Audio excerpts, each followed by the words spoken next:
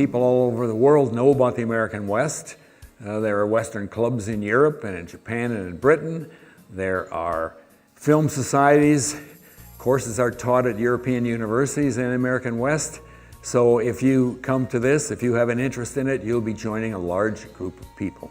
This seminar will look at how the adventures of these people become or became the kinds of myths that we have about the West.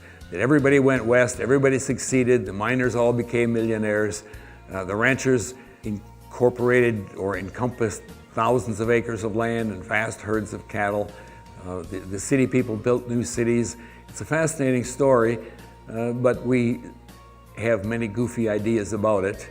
We have gunfighters, we have dance hall girls, we have mining magnates, railroad builders. All of these people come across the pages of our history, and many of them come across those pages in very strange and unrealistic ways. Thousands of people in the 1850s went west to mine.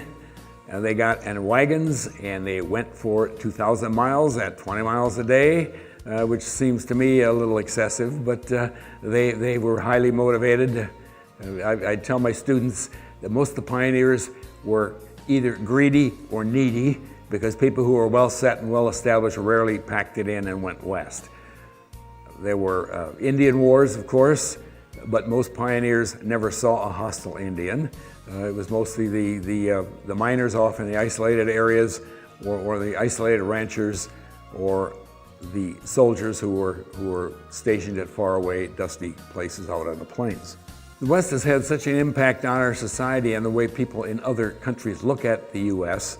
that it's important for us to understand how these ideas got out there. You don't study the Canadian West, you don't study the Australian West, you don't study the frontier in Argentina. These are all these areas that went through similar kinds of circumstances, but everybody around the world studies the American West, and so it's good for us to know what really happened and how the story got garbled and how it has evolved down to the present.